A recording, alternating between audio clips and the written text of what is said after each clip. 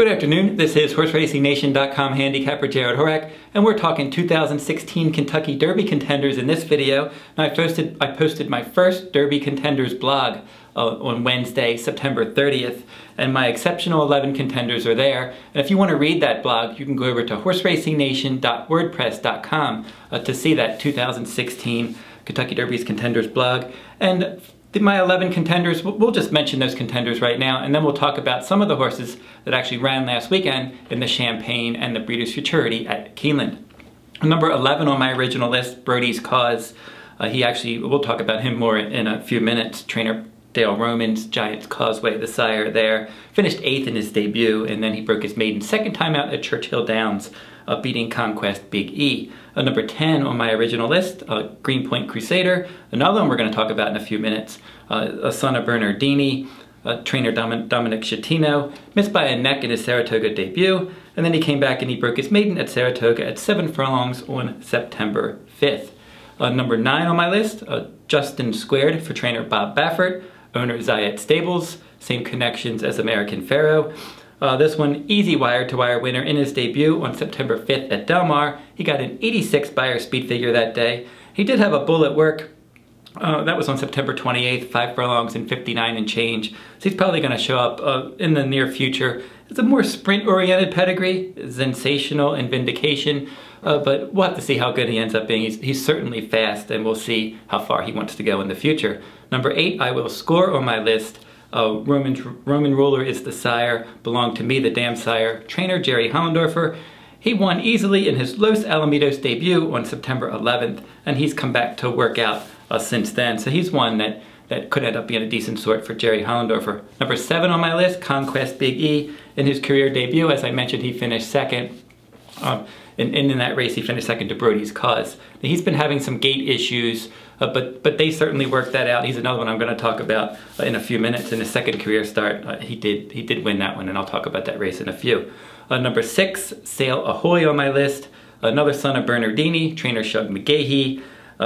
He finished a distant third in his debut, and then he came back in a 1-mile race to break his maiden. I think as he gets older, he's going to end up getting better. Number 5, Street Vision, trainer Mark Glatt, a sire of Street Sense, Kentucky Derby winner Street Sense.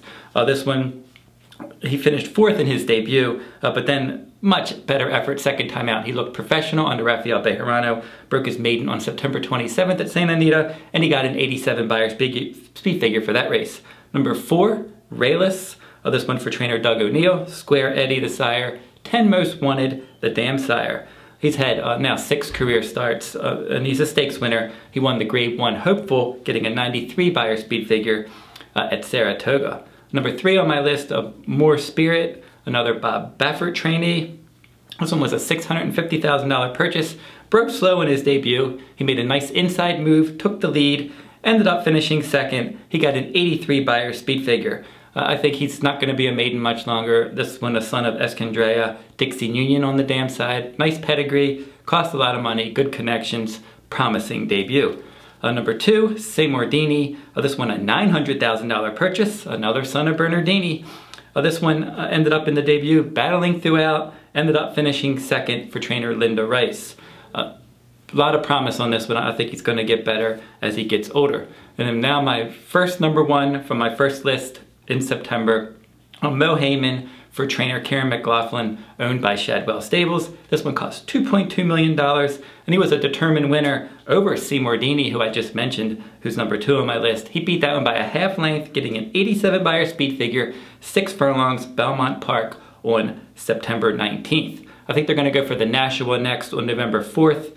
The dam on this one, Just Whistle Dixie, won the Grade 2 Devona Dale and the Bonnie Miss at Gulfstream Park in 2009. So a nice pedigree here on Mohaymen. Tappet the sire. Tapet's had a lot of good horses over the last few years. Dixie Union, the dam sire. As I mentioned, Just Whistle Dixie, the dam. Pedigree all over the place for this one to be a good one. And hopefully this one will turn out to be a good one. Now, obviously, a September start, early start for the Derby Trail, but we always do that. We start in September. Now, some of my former number 1s that I started, my original number 1s from my September lists, have performed well over the years. Stay Thirsty and Alpha, they were 2 number 1s during their 2-year-old seasons. Both of them, those horses actually made the Kentucky Derby, but they didn't come in the money in the Derby, but they both ended up winning the Travers later on in their 3-year-old campaigns. International Star was my original #1 from last September, and he actually made the starting gate in the Kentucky Derby, but he had to scratch the morning of the race. He was injured, and he's back on the work tab now. Now, some of my original horses, they weren't #1 last year, but they were on the list. American Pharaoh, Triple Crown winner, he was on the list last September. Frosted and Carpe Diem, they were also on the list. Frosted, Will Memorial winner. Carpe Diem, he won the Bluegrass Stakes, and they both ended up finishing 4th and then I think 10th in the Kentucky Derby. So even though it's an early start, these horses can certainly go the distance, and just basing a lot of this on pedigree, promise, good connections, something that they have shown so far. Only one horse on my list, my original list, was a stakes winner. Now since then, a few of them have won a stake, but when I put the list on, only Rayless was a stakes winner. 10 horses weren't stakes winners, and there were even a couple maidens on the list. So now let's look back at, we've already had 5 Kentucky Derby points races run. Let's get back to the first one, and that was the Grade 3 Iroquois on September 12th at Churchill Downs.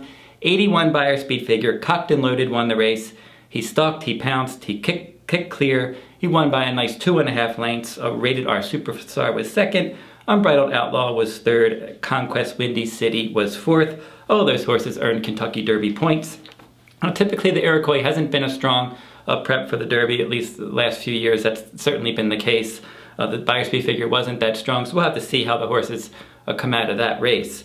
Now, another race that didn't get a good Beyer speed figure this year, on September 26th, the Grade 1 front runner at Santa Anita, a 79 Beyer speed figure for Nyquist, and he remained undefeated for trainer Doug O'Neill.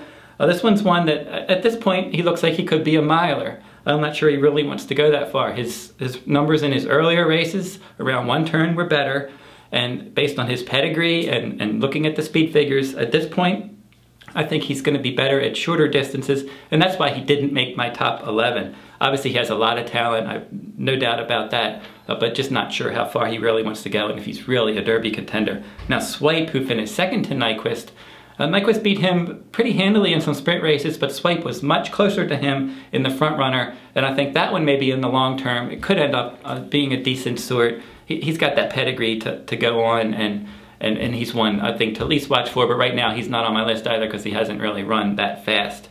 Now, they ran some prep races on Saturday, October 3rd, the Grade 1 Champagne. Got a 94 Beyer speed figure, and the horse that was number 10 on my original list, Greenpointcrusader, he won this one nicely.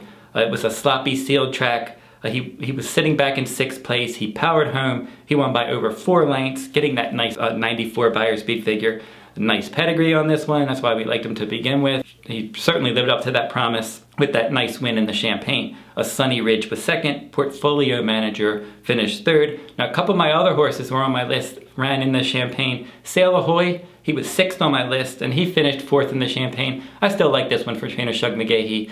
The wet track, he was sitting back. He ran an even race. It wasn't a bad effort at all. I think as he gets around 2 turns, and he turns 3, he's going to continue to improve. He's got that nice late blooming pedigree. Shug McGahee, very patient, and I think this one is certainly a good long-term prospect.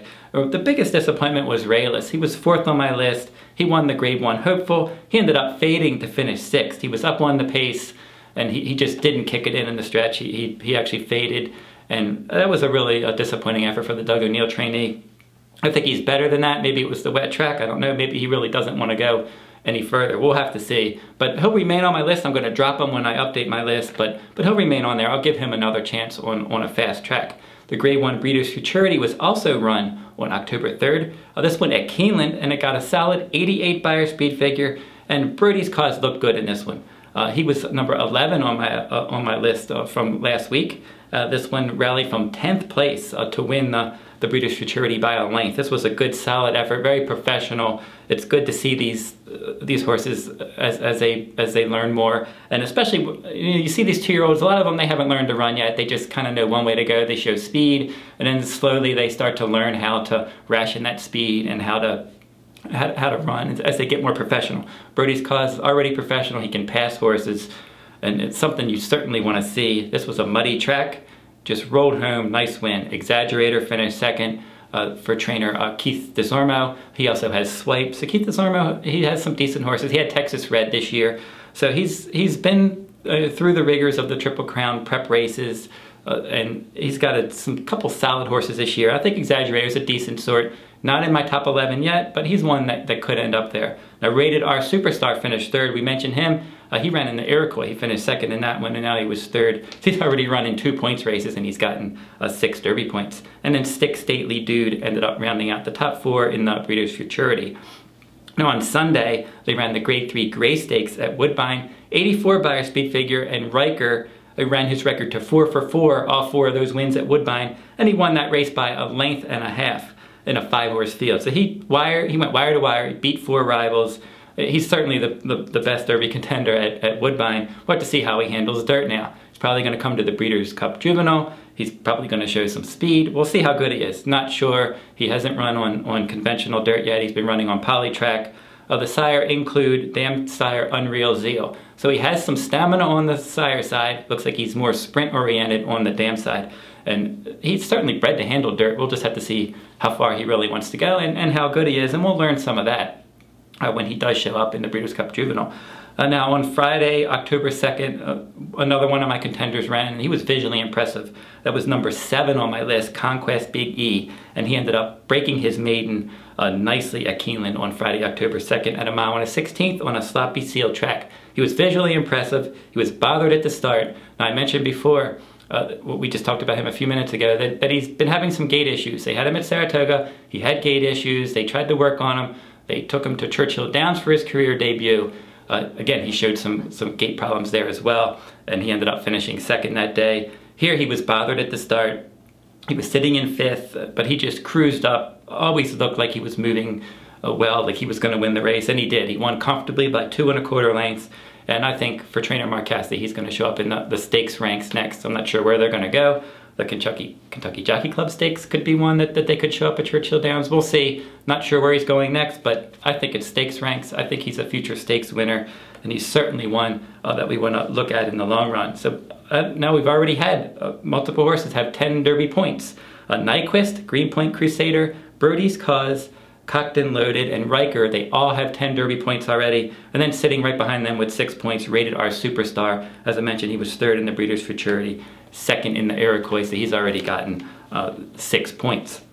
Now that'll wrap up this video. I'll update my Derby list. You go over to horseracingNation.wordpress.com. You'll see plenty of updates there. We're going to update after every time they run a Kentucky Derby points race. We'll come back and we'll do videos. We'll talk how impressive they were and how good we think the horses are moving forward onto the Derby trail. Until next time, good luck at the races.